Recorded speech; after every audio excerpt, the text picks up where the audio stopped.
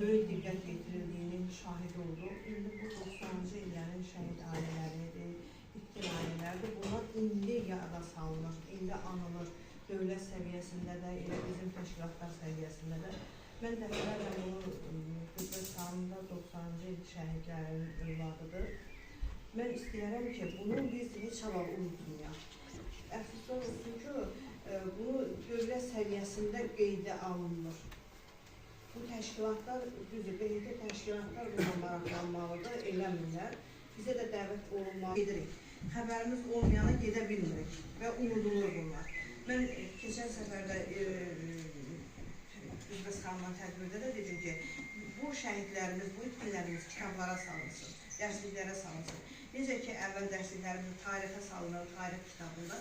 Bizim öz tarix kitabımızda bunların bütün şəhid ailələri, itkin ailələr öz şəhidləri üçün müraciət eləsin Təhsil Nazirliyinə ki, bunların adı həqiqi kitaba düşsün, jurnallarımız. Validə xanım sağ olsun ki, bu şəhid ailələri, qazilər üçün, bax belə itkinlər üçün jurnallar çıxardır. Bu böyük bir yaddaşımızdır bizim. Biz unudularıq, biz buna çağırdıq üçün Üzbəs xanımız təşəkkürümü bildirirəm. Biz Naxçıvana gedirik, mən Karsda, Van'da, Yıldırda, bütün yerlərdə nə qədər bizim Azərbaycan şəhidlərimiz var, Türk şəhidlərimiz var, biz onları ziyarət edirik yüksək səviyyədə. Mən bugün bu evə gəldim, bu evin sahiblərinə də öz minnətdarlığımı biləm, Allah səbir versin, çox danışmaq istəmirəm. Səbəbkar insanları var olsun, bizim borcumuzdur. Həm bir Azərbaycanlı kimi, vətənpərvər kimi mənim özümün də ailəmdə işlərdir var. Amma unudulmayan bir şeydir, bu qan yaddaşımızdır. Həqiqətən də unuda bilmərik, amma sına da bilmərik. Biz güclü bir dövlətiyik, həm xanımlarımız güclüdür, həm biz Azərbaycan o milləti çox güclü millətdir, dayanıqlı millətdir. Biz fəxr edirik ki, belə bir dövlətin nümayəndəsiyik. Biz xarici də gedəndə hamı bizə Azərbaycan xanımı deyib başda əyləşdirirlər. Bəli, yaxşı baxırlar da. Yəni, o mənədəki qeyrətlidir, bizim həcərimiz var. Bizim həqiqətən şəhid analarımız, itkin analarımız elə həcər qeyrətli qadınlarımızdır. Bəli, həqiqətən. Ona görə də biz çalışaq ki, bunu unutturmayaq. Bizə dəstək olan insanları da, bu gözəl qardaşımız da var olsun ki, belə bir təşəbbüs yaradıb, Allah ondan da razı olsun, gözəl qardaşımız da. Allah səbir versin, bizim də borcumuzdur gəlmək və birbirimizin yanında olmaq.